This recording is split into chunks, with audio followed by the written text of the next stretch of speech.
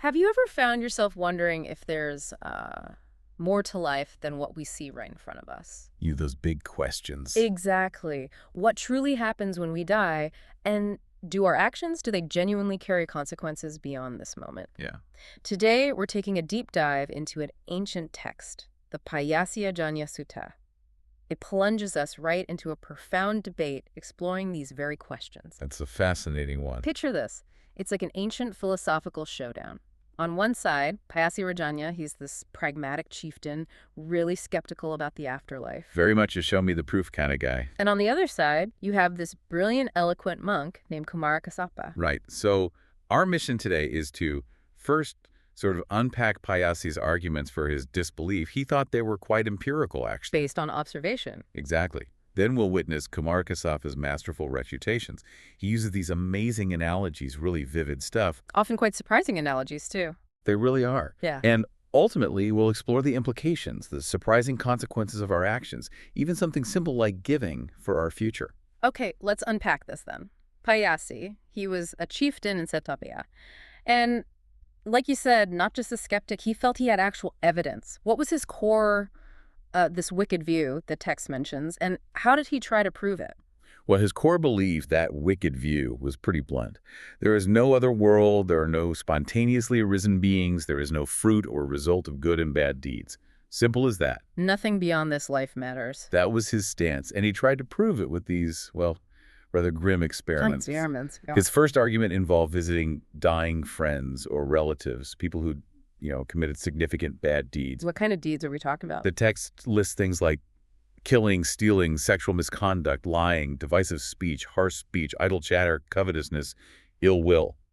Basically, breaking ethical precepts and holding wrong views. He'd go to them on their deathbed and say, look, if there is a hell, please come back and tell me. Seriously, he asked them that. He did.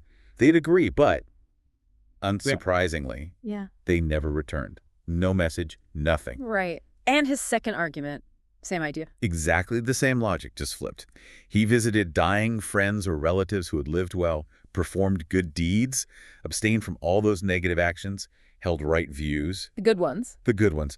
He asked them, if there's a heaven, come back and report. They agreed, and again. Nothing. No word. No word, no messenger, silence. So Pāyāsi, from his perspective, he set up controlled experiments. It sounds almost logical, doesn't it? Yeah. I asked, they didn't return, therefore. Therefore doesn't exist. Exactly. It seems quite rational on the surface. But the monk, Kumārakassapa, he didn't just accept this. He had some pretty interesting counter-arguments, didn't he?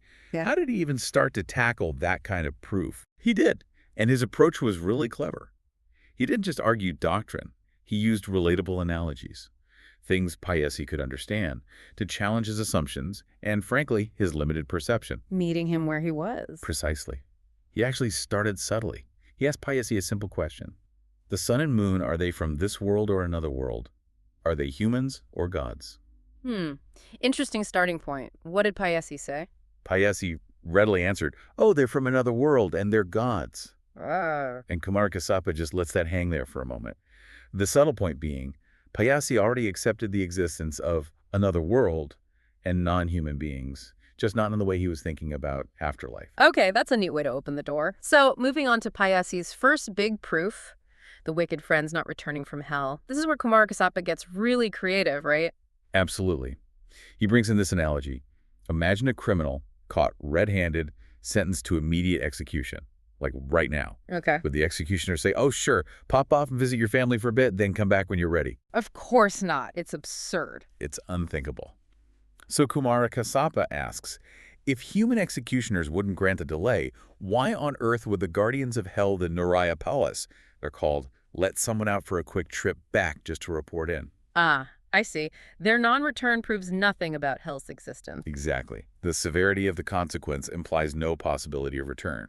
What this tells us is about the nature of severe consequences. They're final, immediate. There's no pausing for a chat. Makes sense. Okay, so what about the other side? Pāyāsi's good friends didn't return from heaven either. What was the explanation for that? Another really vivid analogy here. Kumārakassapa paints this picture. Imagine a man who falls into a disgusting, filthy cesspit. He's rescued, pulled out, washed thoroughly, perfumed, dressed in fine clothes, and taken to a beautiful palace. Okay, quite the upgrade. Would that man ever want to voluntarily jump back into the cesspit? Never. He'd run screaming in the opposite direction. Precisely. Kumārakassapa applies this.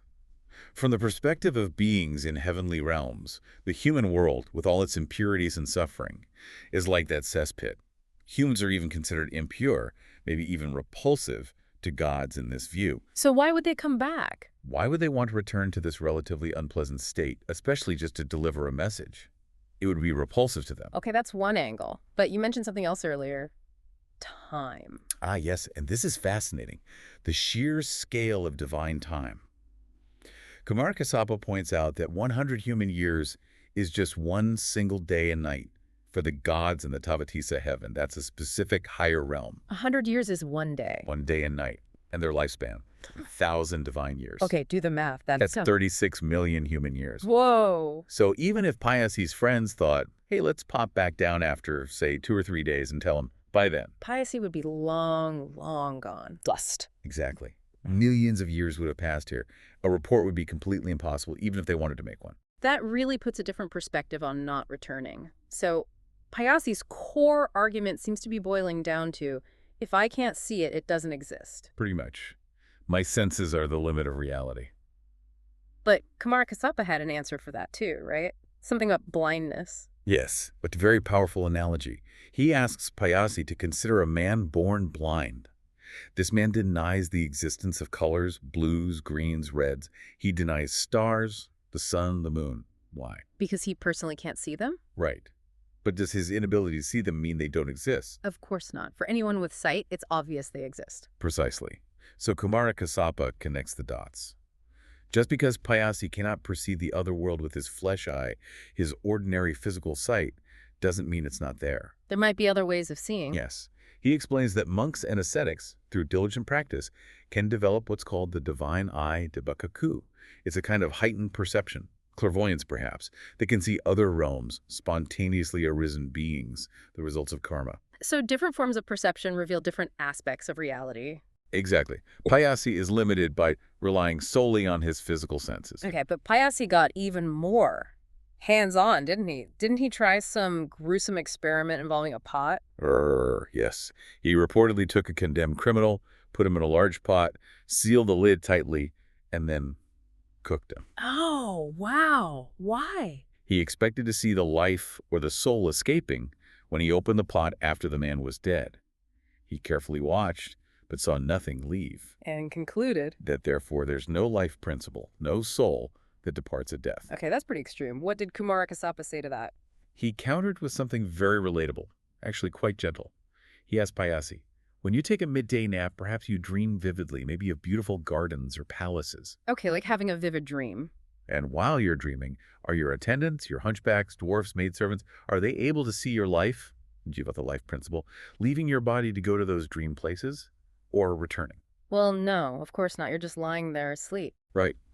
Even though Pāyāsi is clearly alive, conscious in his dream, experiencing things, his own attendants can't perceive his consciousness or life moving about. So the point is, If living attendants can't see the life principle moving in a living person during a dream, how could Pāyāsi possibly expect to see it escaping from a dead person, especially after such a violent end? it's just not something you can observe physically, like smoke leaving a fire. Exactly. Some essential aspects of existence are simply beyond that kind of crude observation. Pāyāsi also had this idea about weight, didn't he? That dead bodies were heavier. Yes, another experiment. He apparently weighed a criminal while alive, then killed him, and weighed him again immediately after death. And he found the dead body was heavier. That was his claim, yes. And his conclusion was that there was no life force making the living body lighter, therefore life force doesn't exist. Okay, how did Kumārakassapa tackle that one? Seems counterintuitive, maybe. He used the analogy of an iron ball. Think of an iron ball heated in a furnace until it's red-hot glowing. Yeah. When it's hot, Kumārakassapa explains, it's actually lighter, softer, more malleable, more workable. Why? Because it's infused with heat and air with energy. Right, it's expanded, energized. But when that same iron ball cools down, it becomes heavier, harder, inert. It loses that energy. Exactly. So similarly, the living body is relatively light, soft, workable, responsive because it's accompanied by these vital principles, life, heat, usma, and consciousness. Yeah. The animating force. Yes. When these depart at death, the body becomes like the cold iron ball, heavy, inert, unworkable. So the increased weight, if true, actually points towards the departure of these subtle animating energies, not against their existence. That's a clever inversion of his argument. It's fascinating, this ancient idea of subtle energies animating the body. It really is. It suggests a much more nuanced view of life than just the physical mechanics. Okay, there's one more big analogy mentioned, something about a conch shell. This one seems to tie it all together. Yes, the mute conch shell. This really drives home the point about what makes the body function. Sure. A story goes, some villagers find a conch shell in the forest. They've never heard one before. Okay. They try everything to make it speak. They tap it, shake it, hold it up, shout into it. But nothing. It remains silent. You don't know how it works. Right. Then the original owner, a conch blower, comes along. He picks it up, puts it to his lips, takes a breath, and blows. And out comes this powerful resonant sound. Ah. The villagers then realize the sound isn't inherent in the shell itself.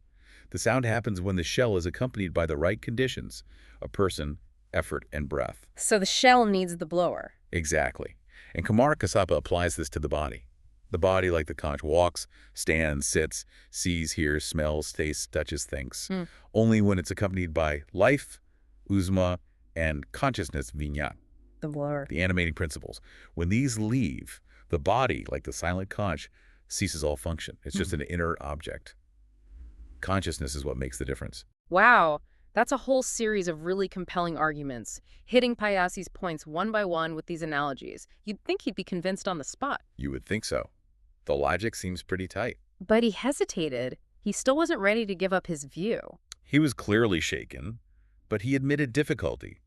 It wasn't really about the arguments anymore. He said he was afraid of what people would think. Afraid of losing face. Exactly. Yeah. He mentioned King Pasenadi and other rulers specifically. They all knew him as this arch-skeptic. He worried they'd call him foolish or ignorant if he suddenly changed his tune. Ah, the ego. Reputation, that's such a human thing, isn't it? More worried about looking silly than finding the truth. It's a powerful obstacle, sometimes harder to overcome than flawed logic. So Pāyāsi is stuck. He sees the logic, but he's worried about his image. What does Kumārakassapa do now? Does he give up? Not at all. He shifts tactics again. He offers a final set of analogies, but these are less about refuting specific points and more like powerful parables, showing Pāyāsi the real danger of clinging to his view out of stubbornness or fear. Okay, hitting him on a different level now. What were they? The first was about two caravan leaders. Imagine a huge caravan setting out. It splits into two groups for some reason. Right. One group has a foolish leader.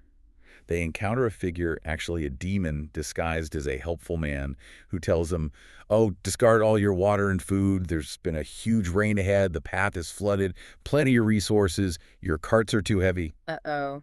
Sounds suspicious. The foolish leader believes him, dumps all their vital supplies, and of course, they ambushed. The demon leads them into a trap, and the entire caravan, weakened and unprepared, gets devoured. Total disaster. Okay. And the other leader? The other group has a wise leader. He encounters the same demon, hears the same advice. But he's cautious, thinks, this doesn't sound right. I don't see any signs of rain. This guy looks weird. He distrusts the demon. Smart. He tells his people, keep your water, keep your food. Let's proceed carefully. They safely navigate the dangerous area, avoid the demons, and they even end up finding and taking valuable goods left behind from the first caravan's wreckage. So the message for Pāyāsi is? You, Pāyāsi, are like that foolish leader. By clinging to your wrong view, rejecting the reality of karma and rebirth, you're leading yourself and everyone who listens to you towards ruin, like dumping your essential supplies. And abandoning the view is like being the wise leader. Yes. It's the path to safety, benefit, even profiting from understanding the truth.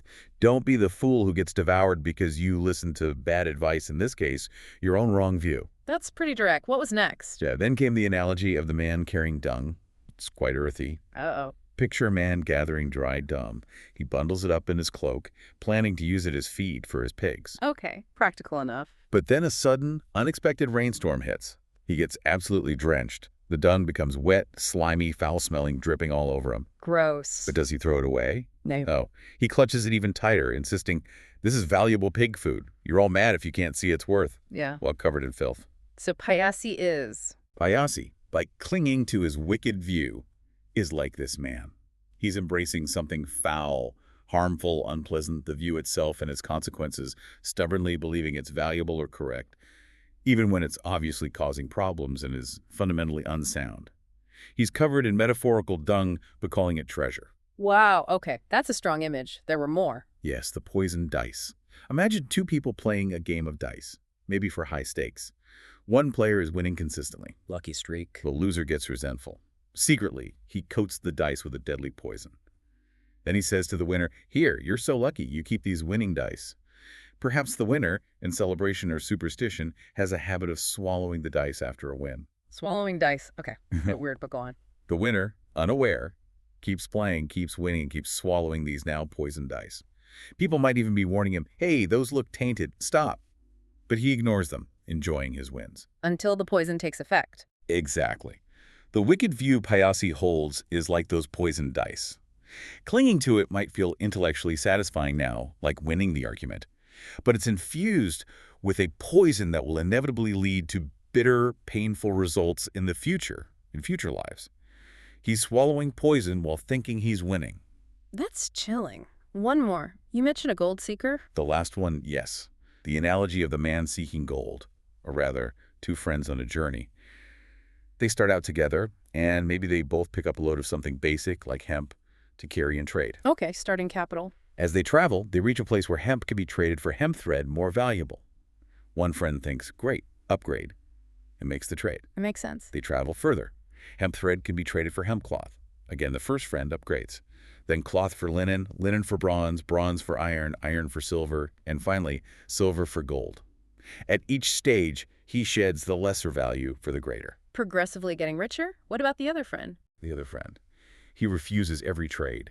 He keeps clutching his original load of hemp. Why? It was hard work getting this hemp. I tied it up so well, I'm not letting it go. Stubborn. Very.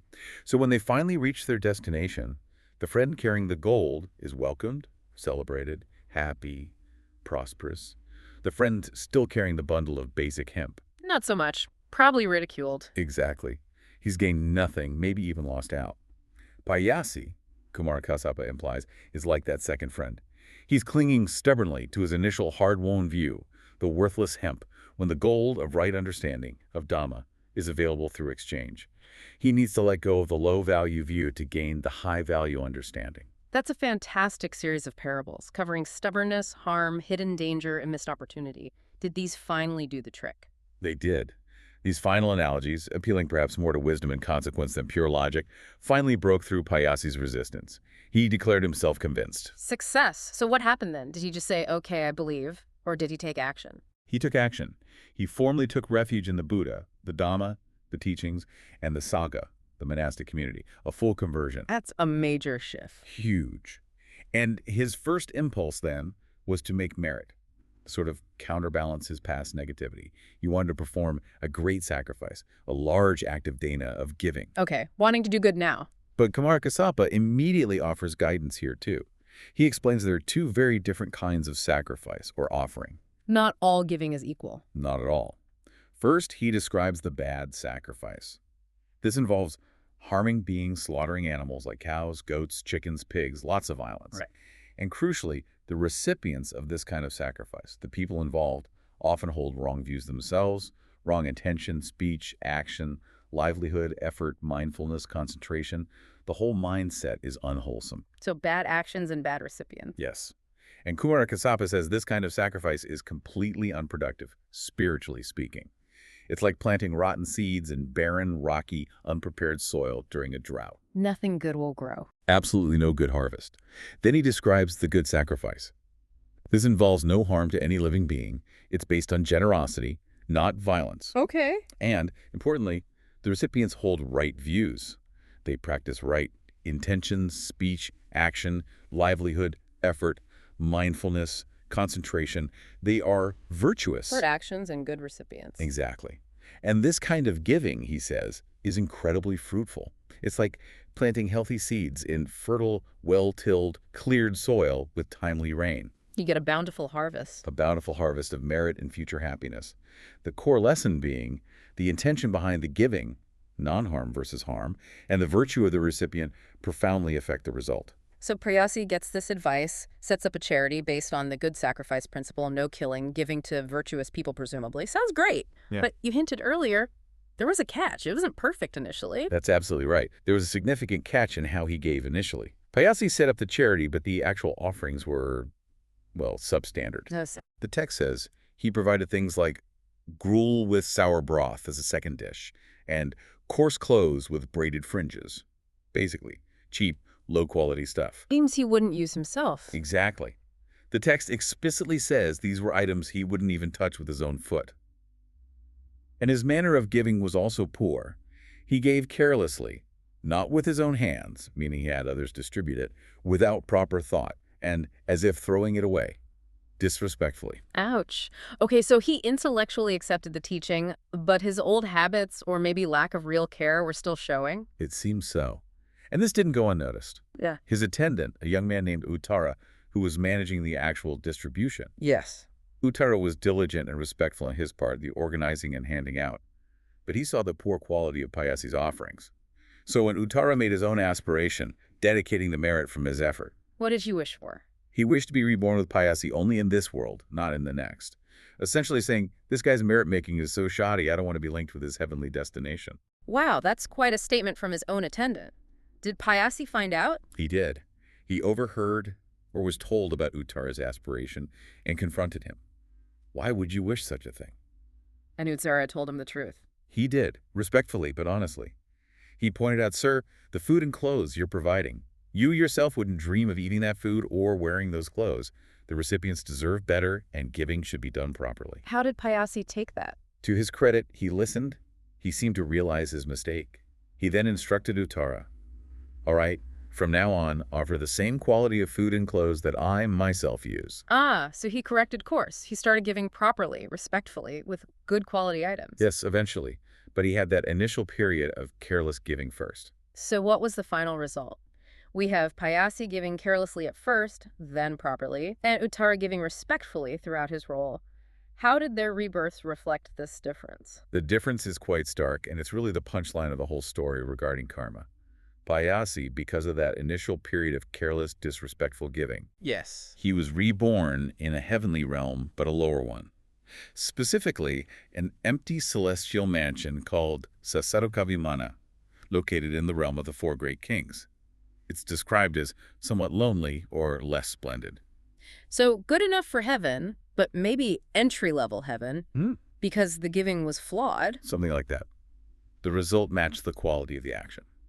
But Uttara, the attendant, The one who gave respectfully from the start. yes, Uttara, who gave respectfully, diligently, thoughtfully, and not as if throwing it away, he was reborn in the Tavatisa heaven. The one with the really long lifespan you mentioned earlier. Exactly. A much higher, more pleasant, more vibrant heavenly realm. His careful, respectful effort yielded a superior result, even though he was just the attendant managing Pāyāsi's wealth. That's incredible. The how mattered more than the what, almost. Or at least just as much. It powerfully illustrates that intention, care, and respect are crucial components of the karmic equation. And the story doesn't quite end there, does it? There's a kind of epilogue from the heavens. That's right, we get a divine follow-up. Venerable Gavampapati, another monk known for his meditative abilities, used to sometimes visit the heavenly realms. Okay. And he frequently found himself visiting this Sarisakavimana, the empty-ish mansion, and there he encounters its sole inhabitant. Pāyāsi, now a diva, a god. Exactly. Pāyāsi the deity. Gavanati talks with him, and Pāyāsi acknowledges his past life, his conversion from wrong view thanks to Kumārakassapa. Does he mention the giving? Oh, yes. Pāyāsi himself explains the situation. He reveals his own lower rebirth and contrasts it directly with Uttara's higher rebirth in Tavatesa. He knows why Uttara got the better deal. He knows exactly why, and he feels regret about his initial carelessness. So he asks Venerable Gavampati a favor. What's that? Please, Venerable Sir, when you return to the human world, tell people this message from me. Give charity respectfully. Give with your own hands. Give with proper thought. Don't give like you're throwing it away. Wow, a message straight from the afterlife, confirming the principle. Absolutely.